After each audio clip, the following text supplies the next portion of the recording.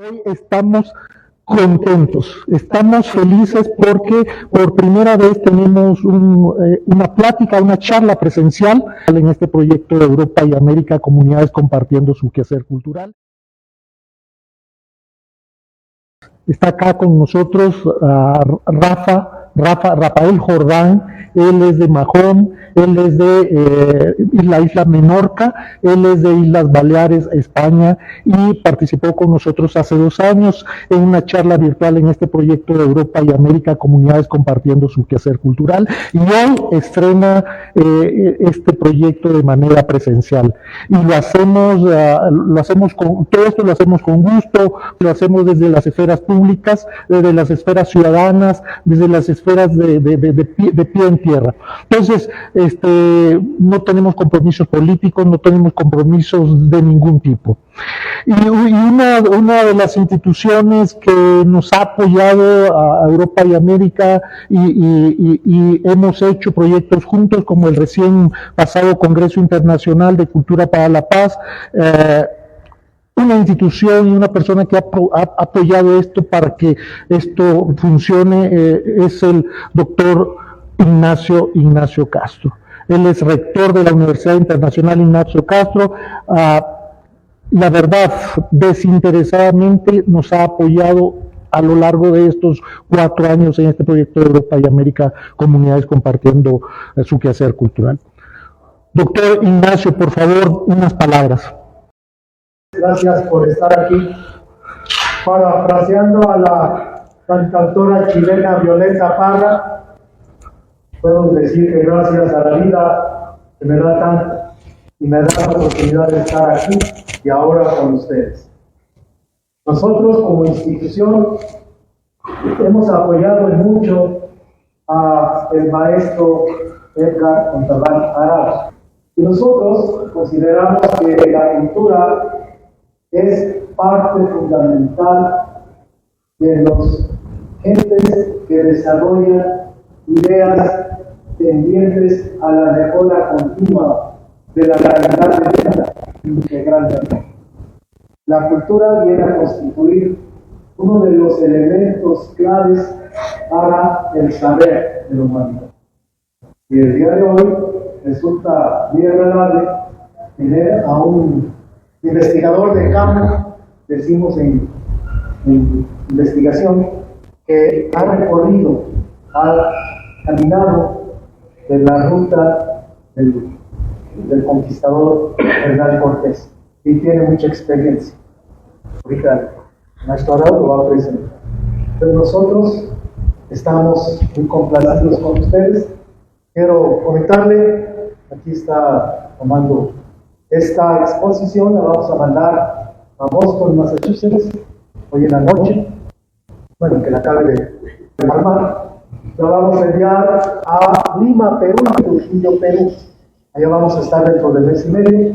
En Boston voy a estar dentro de 1 mes, exponiendo un tema.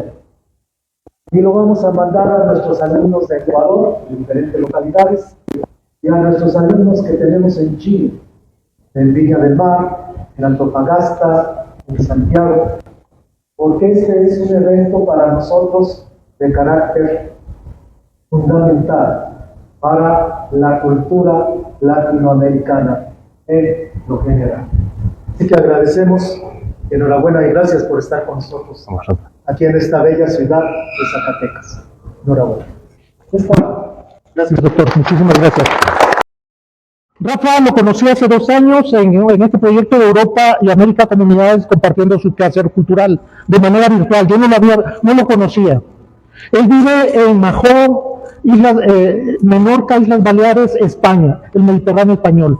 ¿Cuál es el viaje? El viaje es a Mahón, Madrid, si no me equivoco, Madrid, Ciudad de México, en este caso Tlaxcala,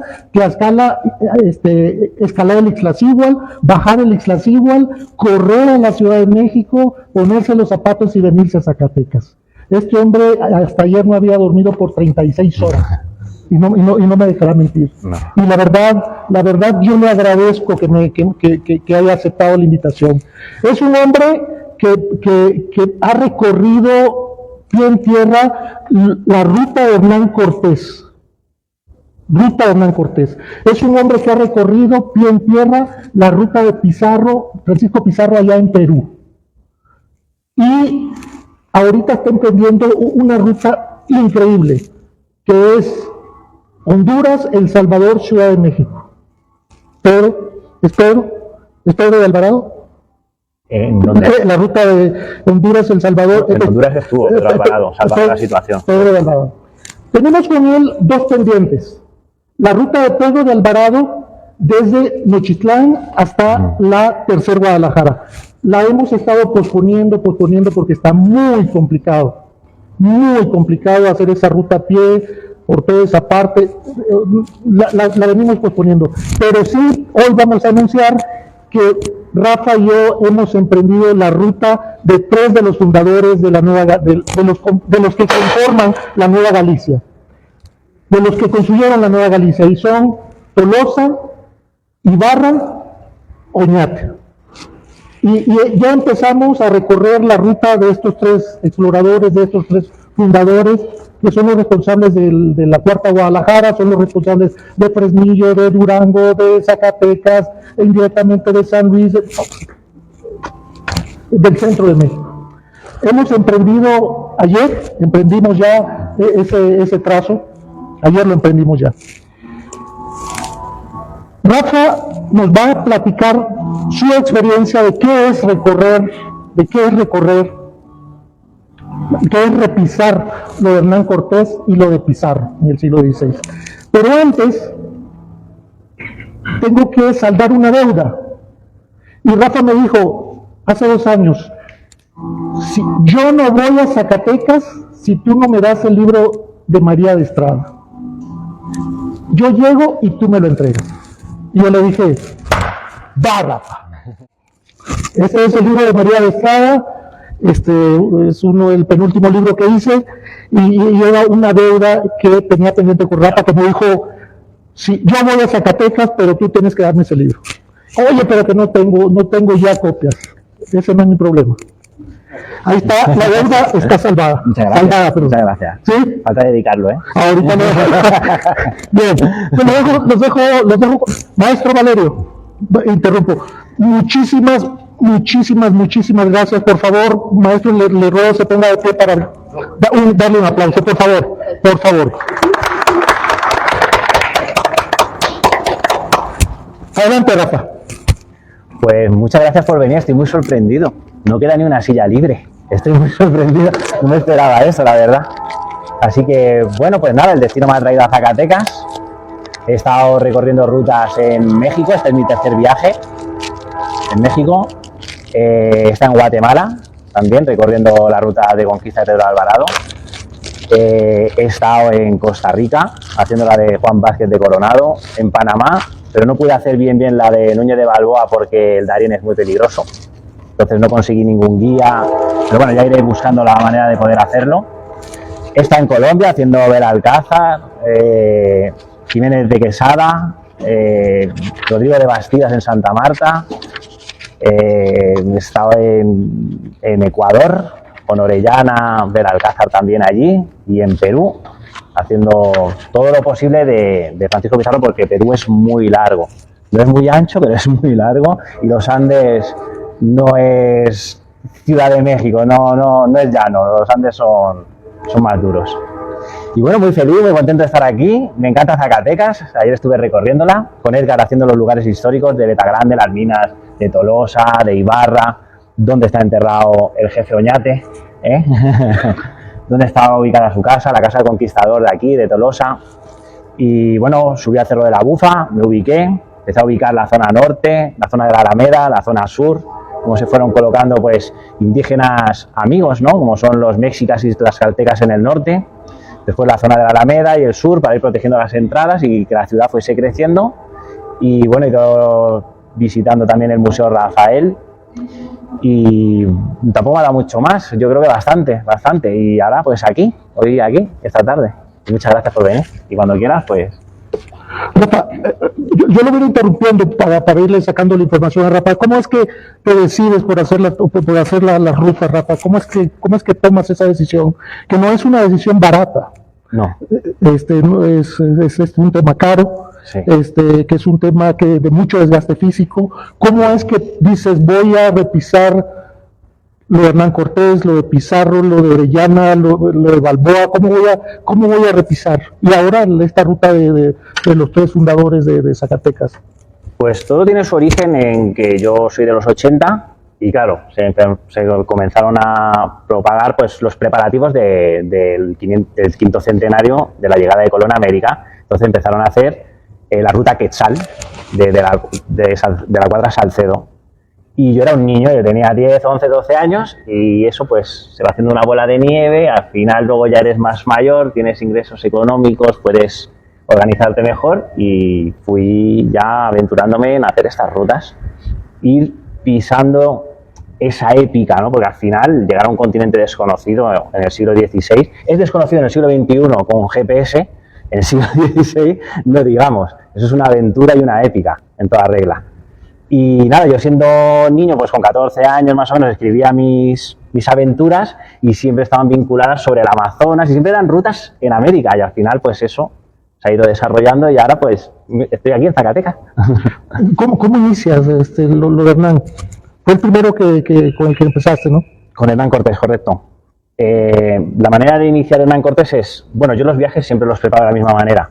Voy buscando historiadores, que por cierto, si no es por ti, me cuesta bastante la zona de Zacatecas. Está como muy clandestino, parece, no hay mucha información sobre los fundadores de Zacatecas. Entonces, yo lo que hago siempre es busco libros de historia, voy leyendo, se me hacen muy largos porque voy, no sé, destripando el libro, ubicaciones, las ubicaciones tienen un nombre en náhuatl, los españoles le dan otro nombre que se asemeja, pero después lo fundan con un santo delante, después viene la independencia, le quitan el santo, le cambian el nombre y al final estás mareado y a ver dónde está el punto que estoy buscando. Y lleva tiempo, lleva su proceso. O sea, primero es de localizar los sitios. Primero tengo que trazarlo. Primero la traza de los sitios, después del trazado, ¿qué viene, Rafa? Pues mientras voy trazando, voy ahorrando. Voy pidiendo cuándo puedo pedir en el trabajo vacaciones y después ya pues emprendo el viaje y me aventuro. ¿Lo haces de manera, es solo, vas acompañado?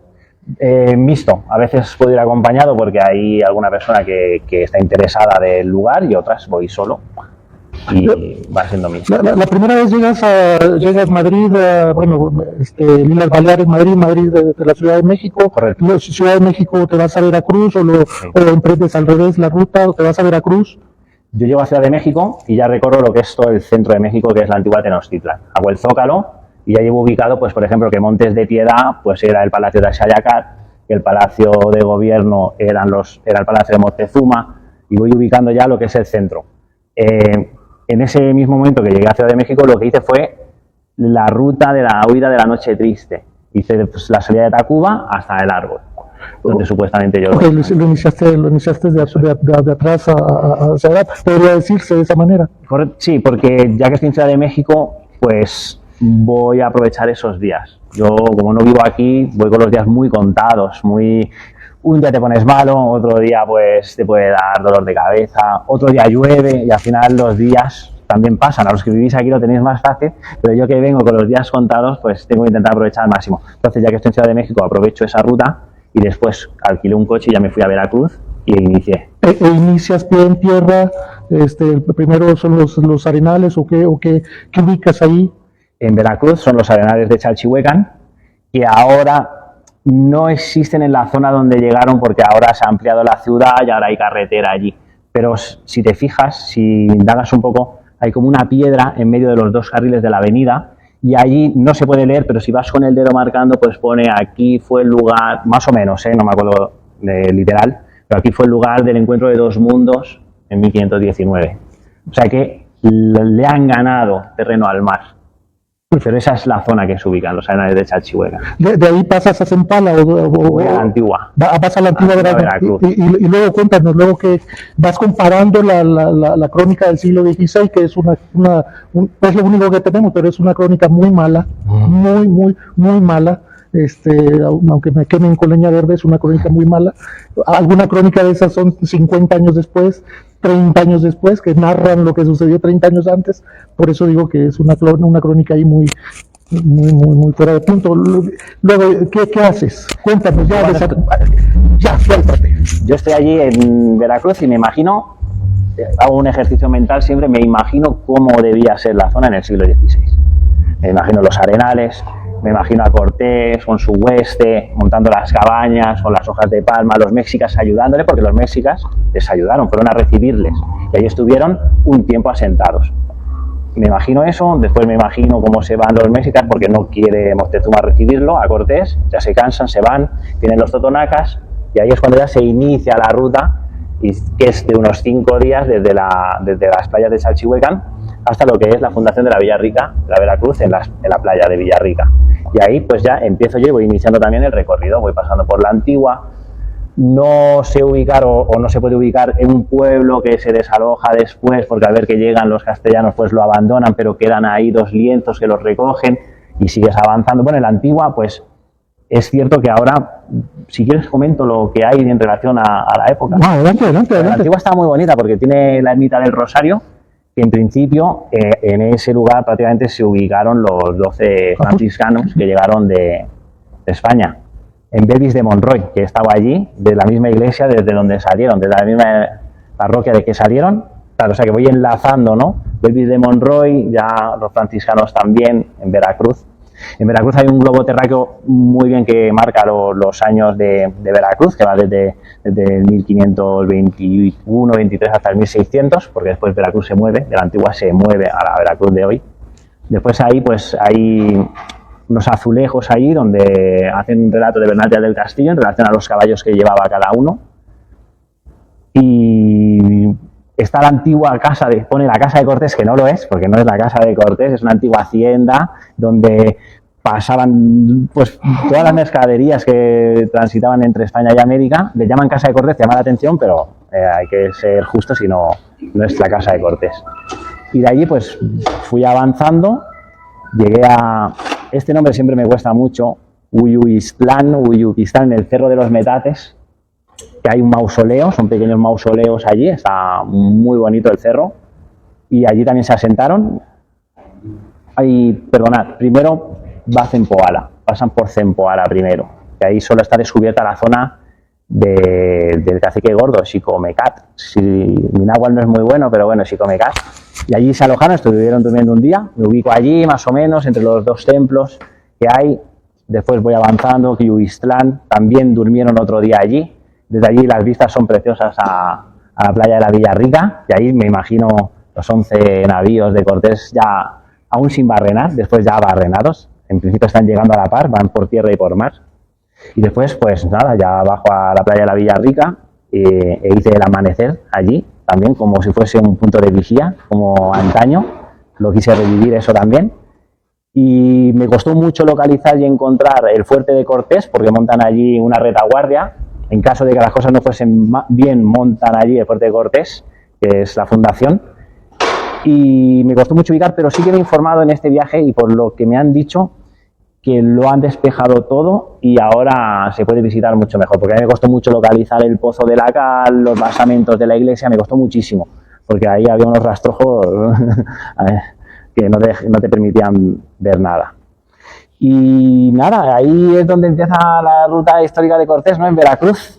Ya se van los mexicas y a partir de ahí es cuando nace para mí el Cortés histórico, que es cuando dice, pues voy a tu encuentro, ya que no me invitas, pues voy yo. Un Cortés que no era militar, un Cortés que no era guerrero, no. Un Cortés que no era bueno para las batallas, un Cortés diplomático, lengua larga, dulces palabras, ¿sí? A ver, Rafa, llegas ahí y ¿cuáles son las primeras cosas que no coinciden con la crónica? Que tú vas viendo y hay cosas que dices, no, esto no puede ser, aquí tuvo que suceder otra cosa.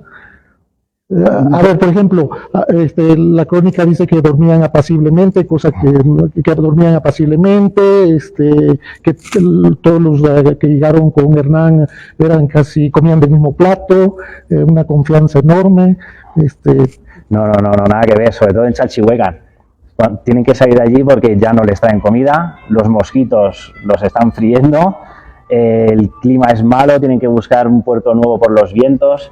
Entonces, ese ejercicio que hago mental, es a eso a lo que me refiero, ¿no? De, según Bernal, murieron unos 30 allí, no se suele mencionar, pero allí, en ese periodo de tiempo que están asentados y van recibiendo a los mexicas, están enfermos, pasan hambre, les pican los mosquitos, no hay agua salubre, no hay alimentos, la tierra no se puede trabajar, es muy difícil.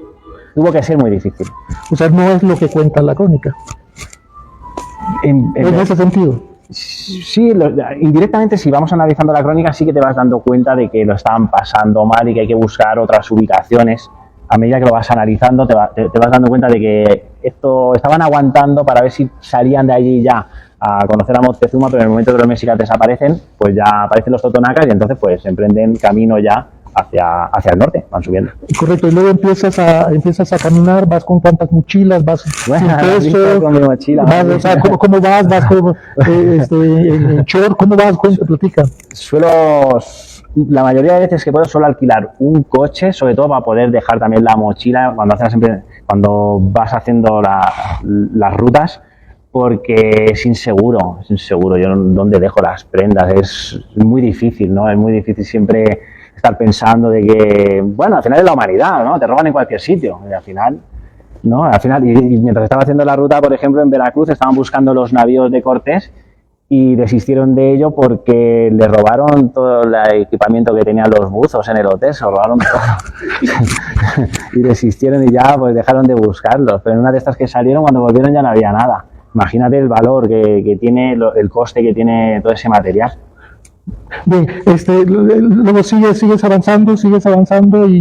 Te encaminas hacia Tlaxcala. Sí, yo desde la playa de Villarrica vuelvo a posicionarme en Zempoala porque es desde ahí de donde salen. Porque es la primera alianza, ¿no? Con Xicomecal, con el Cacique Gordo, ¿no? Entonces ahí Cacique Gordo es quien tiene la clave de todo, es quien le dice cómo es la situación entre las diferentes tribus indígenas de la zona, que están sometidos por los mexicas. Entonces ahí es donde Cortés se va dando cuenta de que esas, ¿cómo decirlo?, esas trifulcas, ¿no?, que tienen entre unos y otros, que unos están sometidos a otros, y entonces vuelve a pasar por Zempoala y desde ahí ya sí vuelvo a salir y ya tiro hacia Xalapa. Vas a Jalapa. ¿Y de ahí para dónde te enrumbas?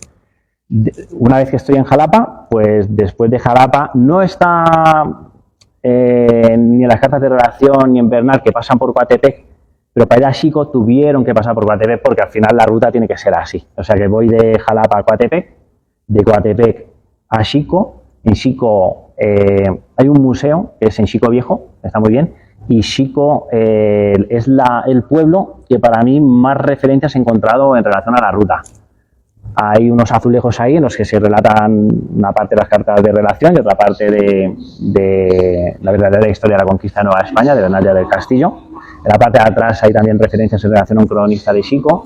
Después tiene un mural donde se traza la ruta, que eso yo creo que es gente del pueblo que lo ha pintado.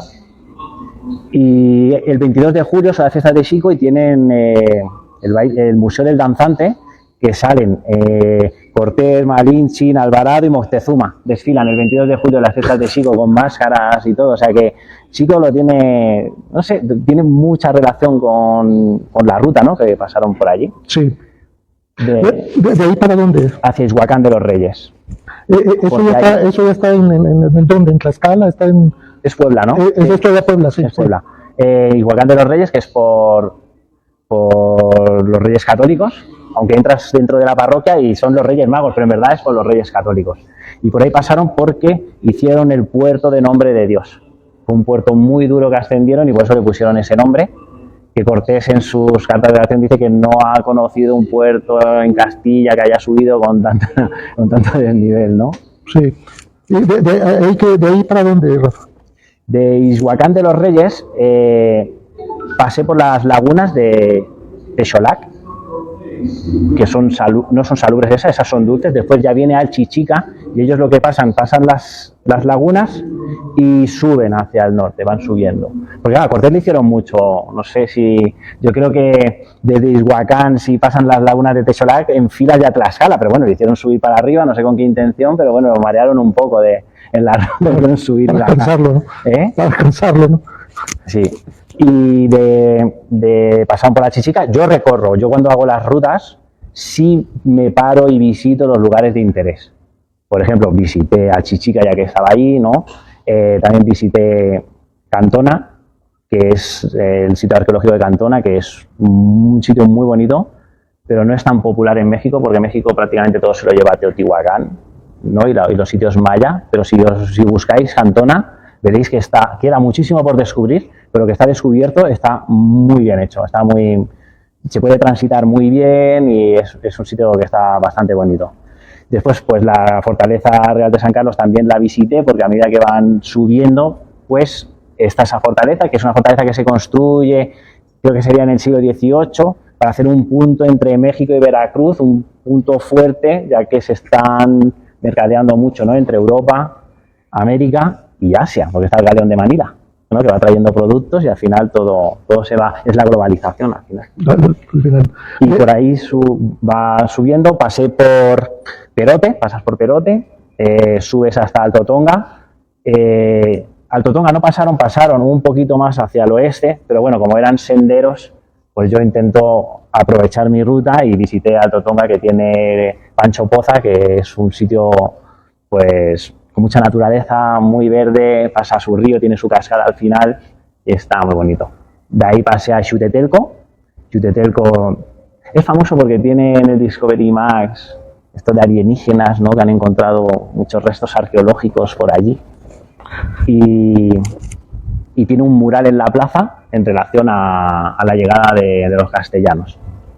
Lo que sí que voy encontrando mucho en la ruta son murales, y eso no te lo dice ni Google, ni ninguna crónica, ni nada. Pero sí que el pueblo va pintando sus murales en relación al paso de Cortés. Y Xutetelco tiene un mural muy bonito en la plaza.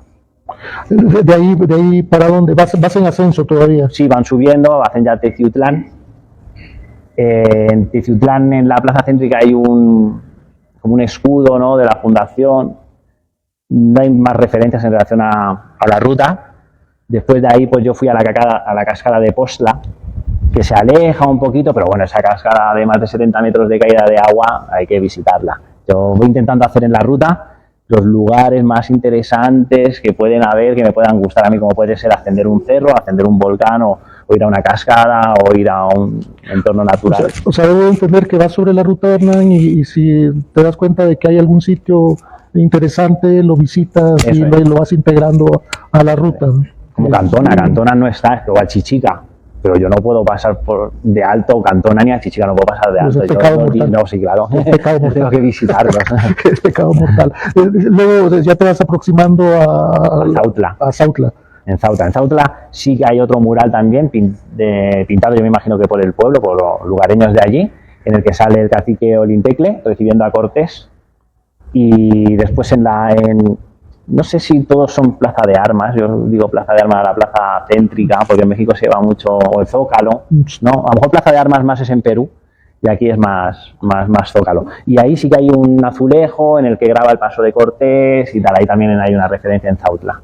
A ver, Rafa, ¿tú te imaginas a esos exploradores con armaduras, con botas, con cascos, subiendo y subiendo y subiendo, escalando? No hay armaduras para todos, ¿eh? Sí, pero con ese montón de... Sí. O sea, te los imagino. Lluvia, hambre, fiebre, todas las circunstancias que yo en mi ruta las voy sufriendo también. Yo, por ejemplo, estuve en Tumbes, en Perú, haciendo la ruta de Pizarro, y me picó un mosquito y cogí dengue. O sea que en la batalla de los manglares yo, por visitarlo, cogí el dengue en Perú. O sea que todo eso lo cogieron ellos también. Claro. Ellos van con fiebre porque no son inmunes. Y aquí los mosquitos de aquí llevan la transmisión de ciertas enfermedades que los europeos no estaban acostumbrados. Cortés, de hecho, desde que sale de Villarrica hasta que llega a Tenochtitlan, si no me equivoco, está por lo menos 3 o 4 veces con fiebre. no puede recibir a nadie porque está enfermo y está bastante delicado. O sea que todo eso hay que trabajarlo. Yo, por ejemplo, para ponerme en situación, desayuno y ya hasta la cena, digo, venga, a ver ese hambre, físicamente, a ver cómo se vive. Ok, vas simulando la desayuno y cena Sí. de Cortés. Yo regreso a España con entre 4 y 5 kilos menos cada viaje. Yo me peso cuando salgo y me peso cuando regreso. 4 o 5 kilos. De la pura ruta. Pura ruta, no hay nada más. Y no trasnocho. Nunca salgo a tomarme nada por la noche, o sea que es pura ruta. Descanso lo que puedo y después la altitud influye muchísimo. Ellos venían de Castilla, Extremadura, Andalucía y no hay altitud. Y de mira aquí, llegas a la Ciudad de México y te plantas en 2.500 metros. Con armadura es cansado. Yo subo un cerro a 2.500 metros y lo noto. Y ellos lo tuvieron que notar. Sí. ¿De ahí para dónde, Rafa? Estamos en Zautra, Sí. Pues en Zautra ellos estuvieron unos 5 días y de ahí fuimos bajando hasta Iztacamastitlán. Y ahí ahora me han explicado que la situación ha cambiado, pero yo subí el cerro a Colua, que es donde estaba el cacique de Iztacamastitlán, y en ese momento en el ayuntamiento me explicaron que yo era el tercer europeo que subía, que ellos conocían. Había subido un alemán, un francés y en ese momento yo, porque estaba rejado y con candado, y allí están supuestamente los descendientes de los caciques, del cacique que estaba allí. Y ahora dicen que han trabajado muy bien el sendero, que puedes subir en coche hasta arriba y han puesto como hasta un mirador de cristal, o sea que la situación la han mejorado mucho. Ahora cualquiera puede ir al Cerro Colua allá.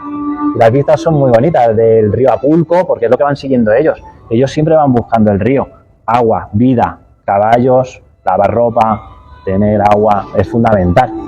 Sí, parece increíble este asunto de hay que hacer de cocinar, hay que darle agua a los caballos que llevaban, la tropa, si no hay agua, tienen que ir ahí bordeando. Sí. De ahí ¿para dónde, Rafa? Pues ya estamos entrando ya en territorio. De hecho, hasta este punto, yo mientras trabajé la ruta estaba muy sorprendido porque no había encontrado una batalla. Y es que no se desarrolla hasta ahora con los otomíes en la entrada a Tlaxcala.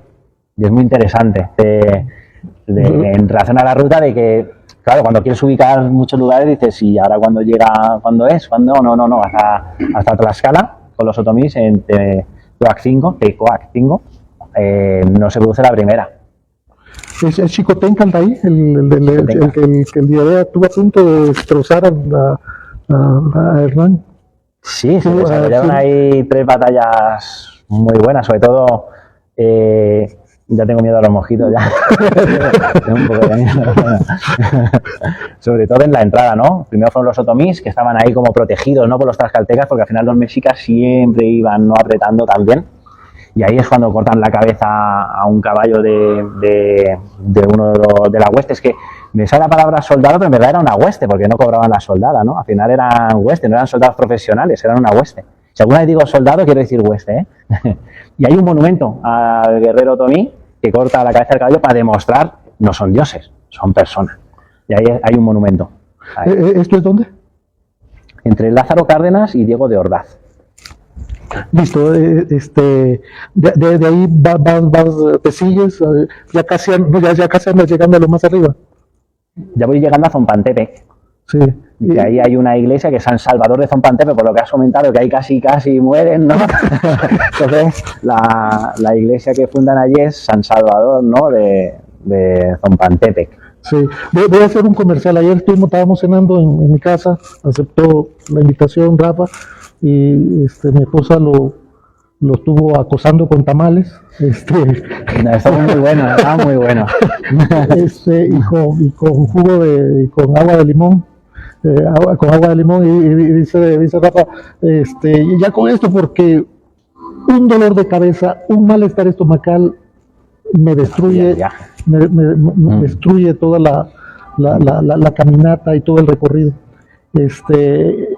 Yo antes no entendía, ya me lo habías dicho y no entendía ahora sí lo comprendo muy bien. O sea, un dolor de cabeza, una diarrea, se acabó.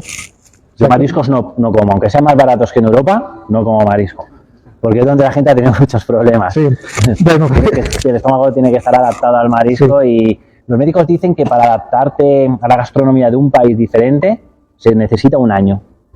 Ir poco a poco, introduciendo alimentos poco a poco. O sea que yo no puedo venir aquí y decir ahora, porque me cargo el viaje al final. Sí. Ya me pasó una anécdota. Iba a ascender el Pichincha en Ecuador, porque estuve en Quito, y me comí como una napolitana, no sé si sabéis esto que es como una napolitana, un bollito de chocolate. Me lo comí en Ibarra, porque iba haciendo la ruta de Belalcázar en busca de Rumiñahui. Y me machacó al día siguiente, no pude. Tuve que cancelar todo, sentó fatal la napolitana esa de chocolate. Le tengo una foto hecha para no comerla nunca más y recomendar que nadie la coma, porque conozco otro español que le pasó lo mismo. Debe ser la fermentación o algo de esa napolitana que no nos sienta bien. Sí, ya sé cómo atacarte.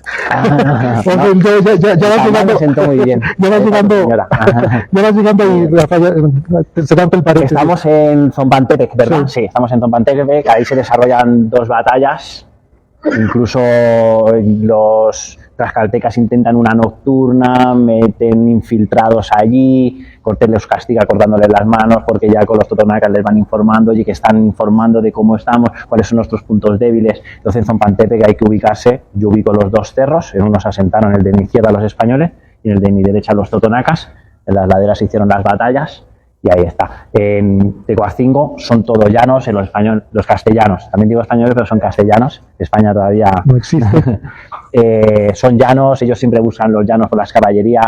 Entonces hay que imaginarse todo el llano, allí, la caballería, los escuadrones de indígenas, ¿no? Es un ejercicio muy mental, como digo. Entonces es trasladarlo de aquí al lugar, en sitio. Y eso es fantástico. Porque dices, es que es aquí. Y estoy aquí. Sí. De ahí, bueno, al final corrieron con mucha suerte el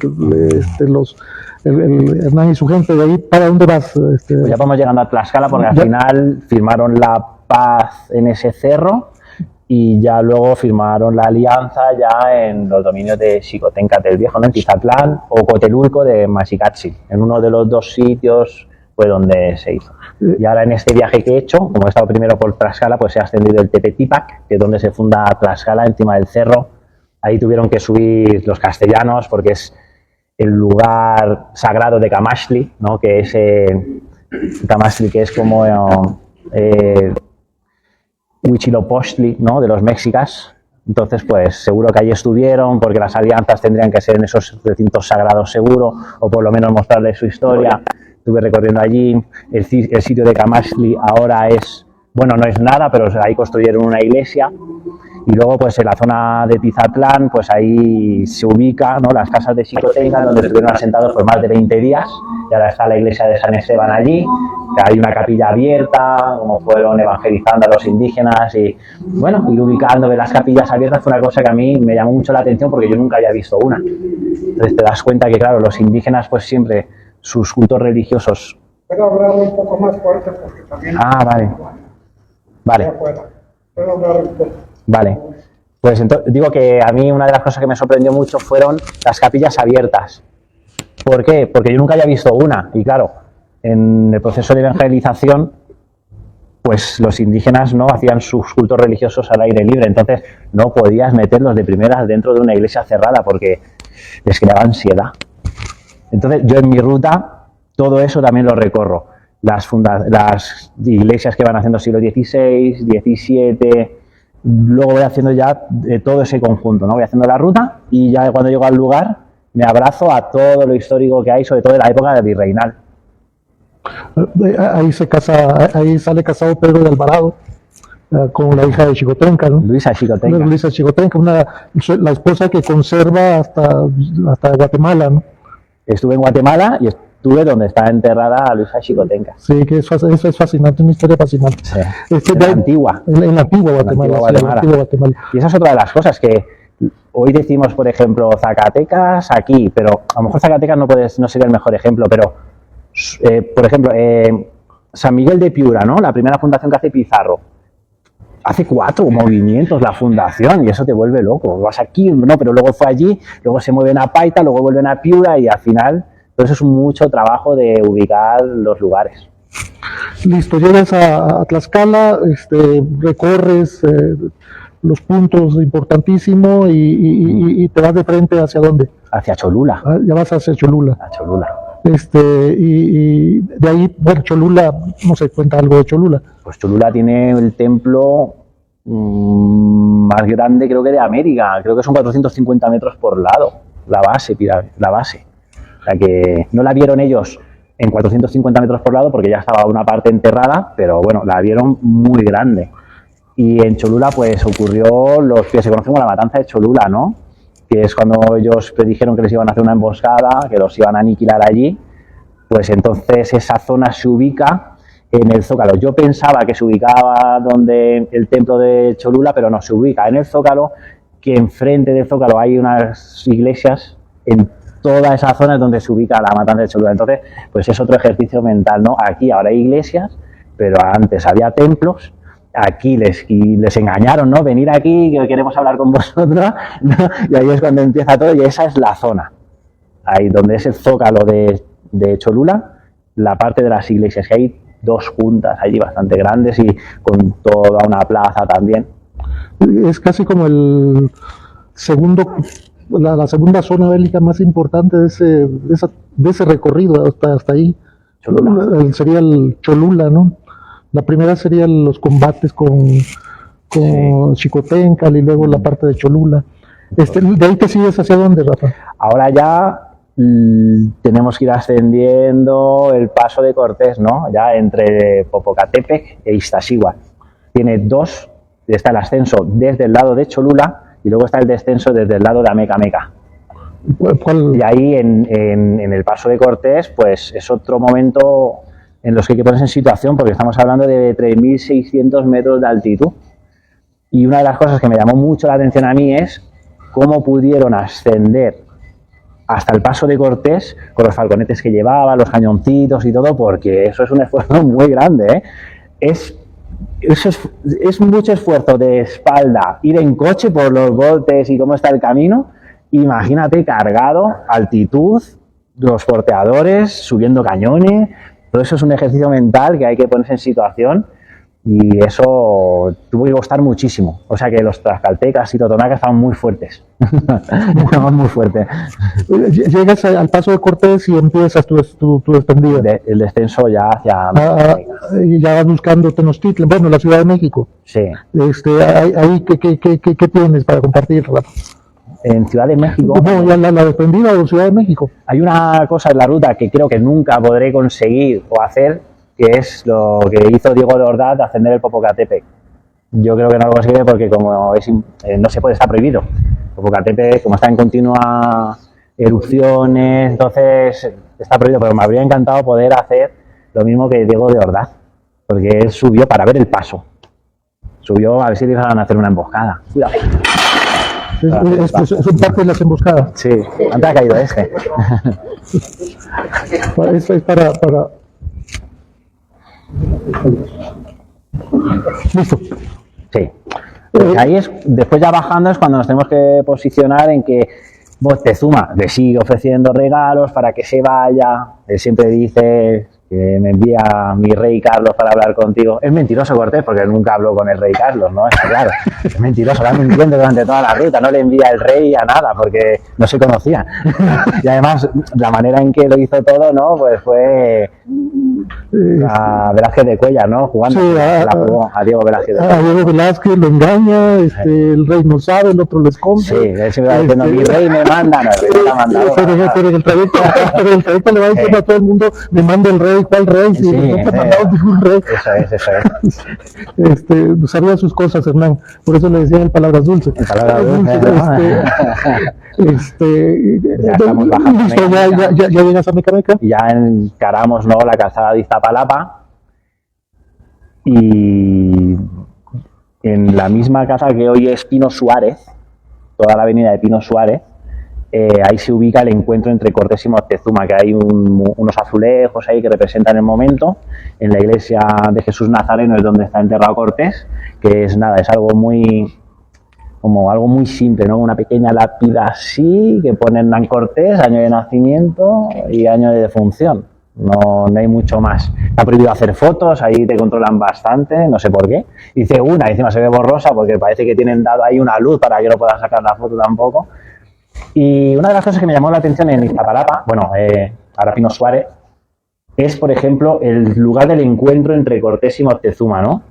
Que tú te pones a pensar, porque vas leyendo las crónicas y parece que es 1,5 kilómetros antes de llegar a Tenochtitlan, y no, te das cuenta que no hay ni 200 metros, es que Moctezuma fue recibido, pero porque ya entraba.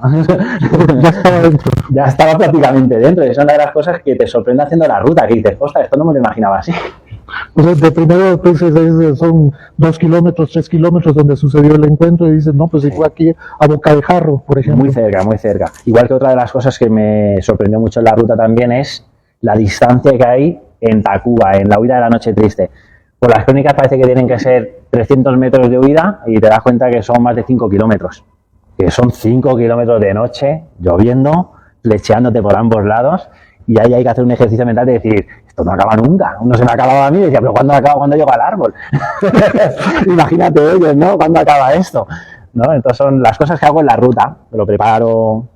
Me llevo mi libreta, tengo una libreta en el hotel que no veas, de anotaciones, y luego pues ya lo voy comparando todo y lo voy reviviendo, y sobre todo un ejercicio mental, ¿no? Como este que os he dicho, que pues Moctezuma, el encuentro es muy cerca ya del Zócalo, la huida a la Noche Triste es demasiado larga, o sea que, pero bueno. Sí, y complicada, ¿no? En donde aporrean a Hernán, le salva el cuero Olea, le salva el cuero María de Estrada, también. Le daña un dedo de la mano, Sí. Porque él no era, Una pedrada. sí, porque no era guerrero al final, o sea, no era militar, pues, no era 3 años de su vida, ¿no? No era 1519, 1521. No hay más, no llega ni a 3 años. no era De escribano, él estaba en Cuba de escribano. sí, entonces Acaba de escribano en Cuba.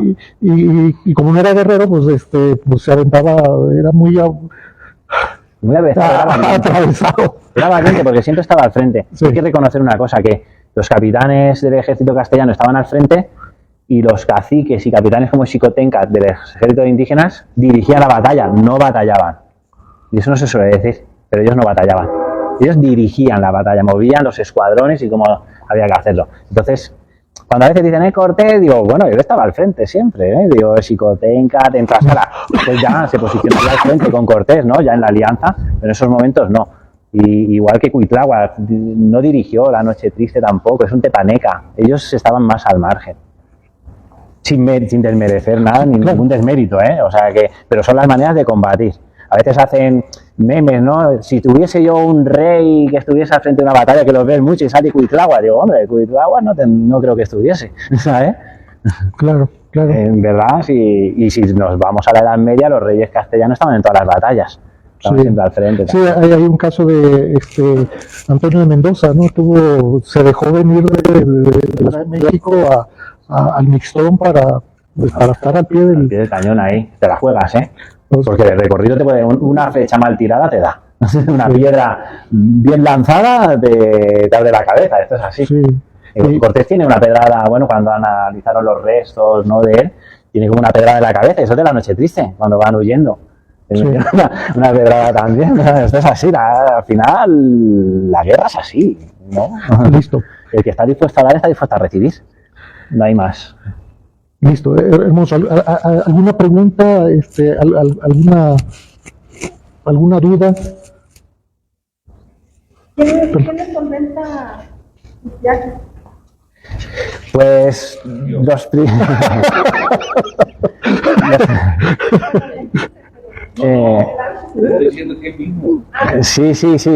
De primera sí, después sí que ya voy consiguiendo a alguien que le promocione un poco, que le vaya explicando, que alguna foto con alguna cosa particular de esa persona, ¿no? Entonces, pues sí, pero el primero, nada, empiezas de cero.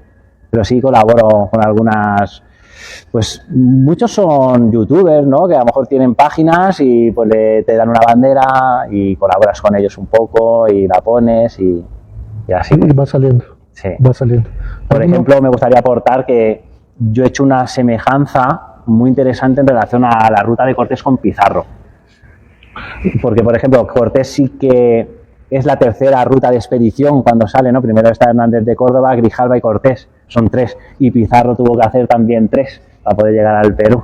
Los 2 son de Extremadura, son tío y sobrino, ¿no? Cortés entra el 8 de noviembre de 1519 en Tenochtitlan.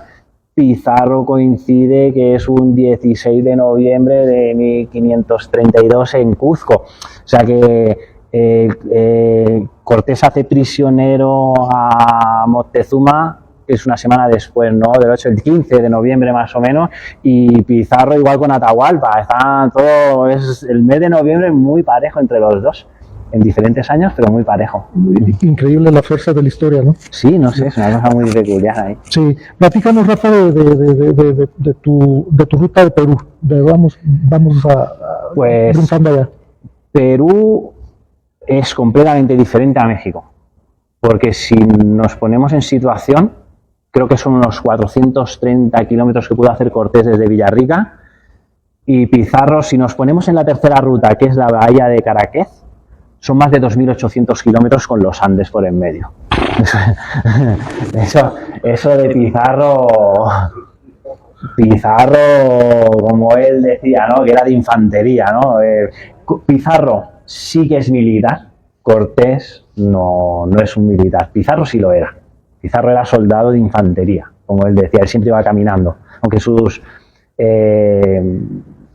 ecuestres, ¿no? Sus monumentos ecuestres siempre sean a caballo, él siempre que podía iba caminando.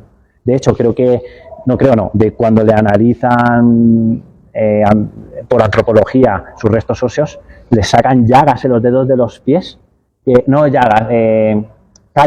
callos en los dedos de los pies, eso es de todo lo que caminó Pizarro.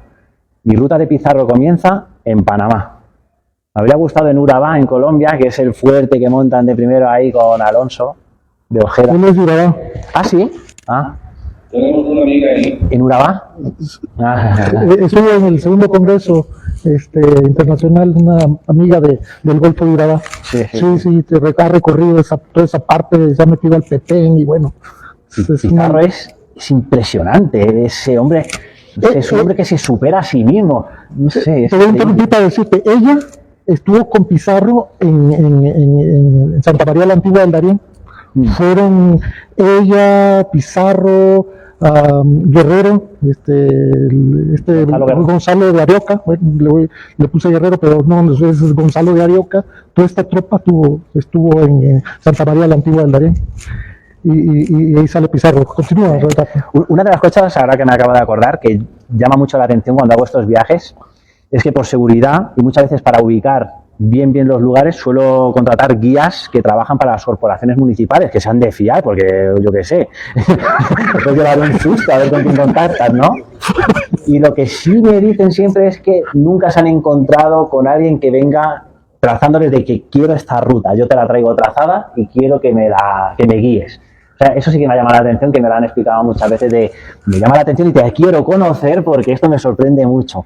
¿Sabes? Yo ya intento desde España tener contactado el guía, porque sobre el terreno todo es mucho más difícil, pasa el tiempo y perder días para mí significa que se me acaba el viaje. Listo.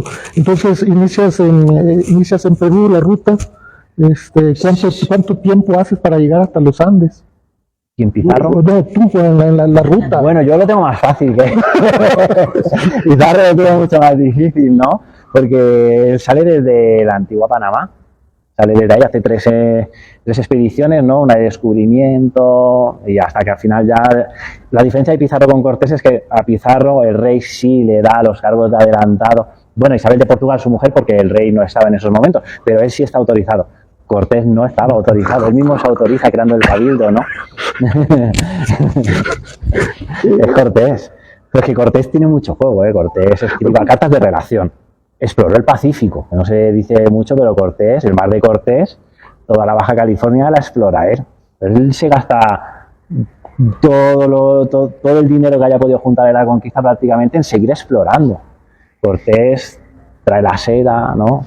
Hay caña de azúcar, primero la trae Colón, pero después ya la introduce en México, la seda, la vid, o sea que Cortés es muy completo y Pizarro para mí es muy soldado, ¿no? Es un guerrero. ¿Cuánto tiempo tardaste en llegar hasta dónde llegaste? ¿Cusco? Sí, llegué a Cuzco. Yo en Perú necesité un mes, prácticamente un mes en Perú para ir recorriendo y me ayudé con avión porque los Andes no los Andes, Pizarro lo inicia en el 31 y llega a Cuzco en el 33. Imagínate, te puede llevar, como digo yo, que necesito 3 vidas para recorrer México, pues imagina Perú.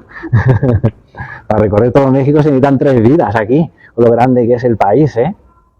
Listo, entonces un mes te tardas allá. Yo estuve un mes en Perú, estuve en la batalla de los manglares, en Túmbez, ahí es donde me picó el mosquito. Esa zona la dejé para el final de mi viaje porque sabía que estaba el dengue fuerte y como iba a visitar manglares, dije yo por si acaso y mira, acerté. Ya lo desarrollé en España, pero estuve 2 semanas confinado en mi casa porque no me puede picar un mosquito tigre porque sí que transmite el dengue. Estaba en mi casa con el COVID, ventanas abiertas, pues yo, ventanas cerradas. No podía entrar un mosquito en mi casa. Y esas son experiencias del viaje que en verdad las vivieron ellos. Porque en Jipijapa, en Ecuador, el 80% de las fuerzas de Pizarro mueren por las picaduras de los mosquitos.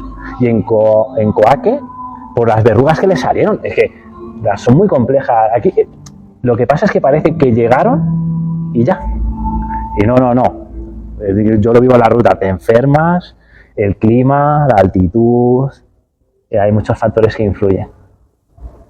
Listo. Y Pizarro son más de 2.800 kilómetros desde la bahía de Caraquet. Esa zona ahora es muy peligrosa, no se puede recorrer en Ecuador. Esmeraldas, Caraquet, esa zona del Pacífico, no lo hagáis, yo no lo recomiendo, es muy peligrosa, estaba muy difícil. Y estuve en Isla Puná, en Ecuador, en la Isla Puná estuve allí, que es con el cacique Tumbalá, ahí estuvo Pizarro, porque si nos ponemos a analizar la figura de Pizarro, es una persona con una fortaleza física y mental que hoy cualquiera lo buscaría como ejemplo, porque se queda en Urabá, allí se va Alonso de Ojeda y le dice ya volveré, y él se queda ahí aguantando. Está en Isla Puná aguantando, está en la Isla del Gallo tirado aguantando. Pizarro es una fortaleza, comiendo crustáceos y lo poco que pueden. Pero es una fortaleza mental para mí Pizarro de superación, es una persona de superación porque es analfabeto y Cortés no lo es, y al final el otro es guerrero puro. Y de ahí pues de Túmbez ubiqué el lugar de la batalla de los manglares con el cacique Chilimasa, que hay ahí un monumento en la zona de las batallas, de la batalla de los manglares. El centro de Túmbez también tiene ahí al cacique Chilimasa, hay un caballo de monumento en el que pone en honor a la batalla de los manglares también en Túmbez. Y luego está el Cerro de la Cruz, que es donde se dice que Pizarro clavó una cruz en el cerro. Y vas al museo y tienen la cruz ahí. De hecho, retrocedo un poco en el tiempo y en Jalapa, en la Catedral de Jalapa, la cruz que hay dicen que es con la madera de uno de los mástiles de los navíos de Cortés. Se dice.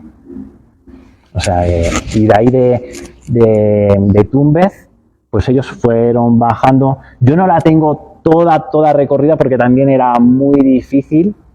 En el aspecto de hacerlo del tirón, tuve que contar con los días que llevaba y yo fui visitando lo que es Túmbez, la fundación de San Miguel de Piura en San Miguel de Tangarara, que esa es otra de las relaciones que tienen Pizarro y Cortés. Cortés pone su fuerte en Villarrica de la Veracruz como lugar para poder protegerse en caso de maldades, tener un sitio en la retaguardia, y Pizarro lo funda en San Miguel de Tangarara, que es San Miguel de Piura. De allí dejó a enfermos, a Belalcázar, y está muy bonito, vas al río Chira, está muy bonito, es un pueblito muy pequeño, estaba allí con guías de allí, con Milton, y estuvimos recorriendo las 4 fundaciones, Piura la Vieja, porque ellos luego se mueven a Piura la Vieja, Paita, y de ahí pues en la ruta de ellos van bajando, van haciendo la costa del Pacífico y ya llegan a Cajamarca.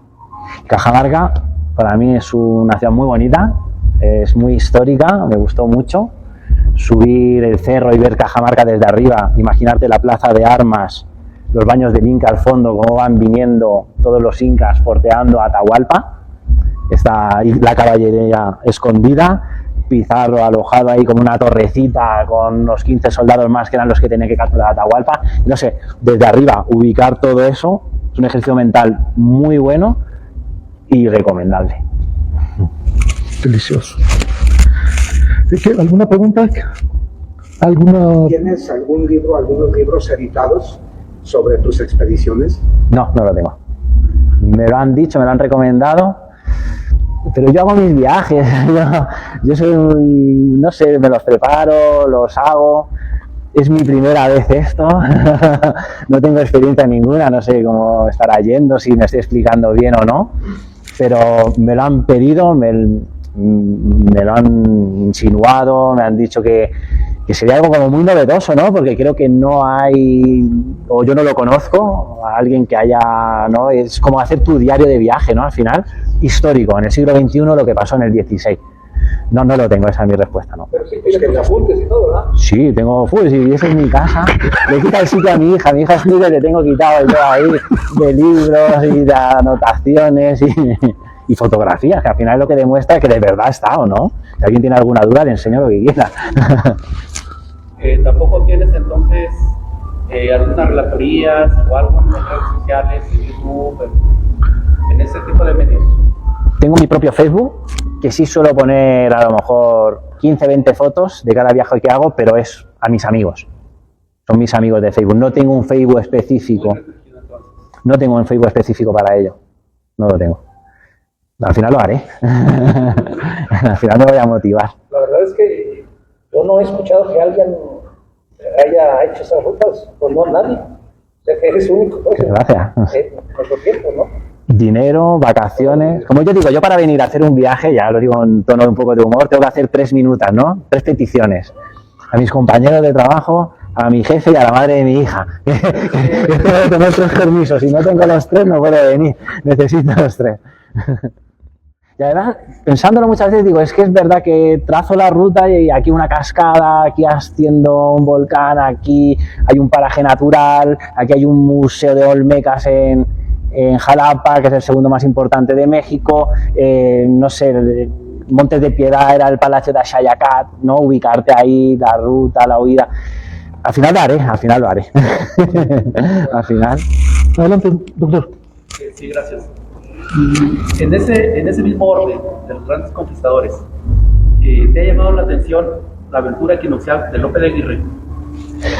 ¿El Loco Aguirre? Sí, el Loco Aguirre, ¿no? Tenía mucha razón en las cartas que escribía, ¿no? Porque al final el reino estaba aquí, ¿verdad? Sí. La próxima, si te soy sincero, voy poco a poco. Al final este año es el segundo viaje ya que hago. Es muy complejo. Hice Colombia en enero, durante un mes. Estuve recorriendo lo que es Belalcázar, Jiménez de Quesada. Estuve en Cartagena de Indias con Pedro y en Santa Marta, como explicaba antes. Y ahora la próxima es Pedro de Valdivia en Chile. Quiero hacer el desierto de Atacama. Quiero pasarlo con Inés Suárez, cómo lo vivieron, qué sensación es esa de... Necesito a alguien porque lo quiero hacer, pero con seguridad, ¿no? Alguien que vaya conduciendo un coche y yo con la mochila caminando el desierto de Atacama, pero tener un refugio, por si acaso, ¿no? Tener agua, tener medios, pero lo quiero hacer. ¿Diego de Almagro? También, Diego de Almagro, cuando salió... No me da la vida para todos, ¿no? Pero bueno, el Diego de Almagro está en la batalla de las Salinas, la tengo ubicada, he estado allí, que está a unos 5 kilómetros de Cuzco más o menos, en la plaza de Cuzco, que es donde lo decapitan, o sea que a Diego de Almagro indirectamente sale de Panamá también, o sea que indirectamente Pizarro va con Diego de Almagro. La guerra de los pizarristas contra los almagristas. ¡Qué desastre! Ahí está. Listo. Sí. ¿Quién más? Listo. Bueno, vamos a anunciar que hemos iniciado, lo voy a volver a decir, hemos iniciado con Rafa. Tengo contacto contigo por la confianza. Sí, no vas a pensar otra cosa. Estoy muy contento. Tengo que anunciar que hemos iniciado con Rafa la ruta de Tolosa a Oñate y Diego de Ibar. Iniciamos ayer localizando puntos, ya tenemos rato trabajando teóricamente esta ruta y queremos recorrer algunos tramos a pie, los que se pueda por la situación en la que vivimos, pero quiero anunciarles que hemos iniciado esta ruta y la primera parte va a ser de Nochistlán, dando la vuelta por la Tercer Guadalajara y llegar a Zacatecas. Me contactó el cronista de Nochistlán y se integra al proyecto con todo el apoyo del ayuntamiento para este proyecto, brindarnos seguridad, etcétera, etcétera. Ahorita estamos a nivel teórico, luego vendrá la caminata a medida que se van dando las condiciones para hacer esta ruta y ya vendrá la ruta de Pedro, los últimos días de Pedro de Alvarado, que es también viene desde Nochistlán hasta la Tercer Guadalajara. Esa ruta la tenemos de hace varios años ahí en pausa, pero esta otra sí ya la iniciamos. Entonces tenemos esa información y si alguien desea sumarse al proyecto, la verdad, con muchísimo gusto. Es un proyecto al final colectivo. Puede ser a nivel teórico, a nivel de caminata, como lo deseen, está ahí.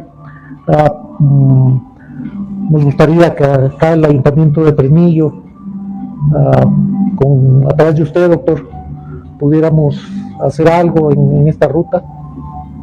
Sería la parte teórica y la parte de pie en tierra, ¿verdad? Ayer la iniciamos, subí unas fotos y listo. Esa va a ser en varias etapas. Estos días vamos a hacer algunos recorridos y en la próxima pues la cubrimos. De aquí, Rafa, vas a Honduras. Me voy a Honduras. Voy a hacer toda la zona del Caribe de Honduras, porque Cortés hizo las higueras, ahí estuvo Cristóbal de Olid, entonces voy a ir a ubicar Puerto Cortés, que era Puerto Caballos, Triunfo de la Cruz, que la funda Cristóbal de Olid, ir hasta Trujillo, que es desde donde luego Cortés regresa a México, y una villa que fundó Cortés, que la tengo ubicada también ahí, en la zona de Puerto Caballos, un poquito más hacia el norte, y ya me va a llevar bastante tiempo todo eso también. Sí. Ahí ese pedazo es Honduras, El Salvador y Nicaragua. Nicaragua me falta. Creo que sí es Puerto Cortés. Puerto Cortés. Puerto Cortés. Está ahí, que antes por Corinto. Por Corinto, sí. Entonces va para allá y luego a El Salvador. El Salvador. San Miguel, recorrer las zonas, las batallas de Pedro de Alvarado. Quiero continuar la de Guatemala y continuar la conquista hacia El Salvador.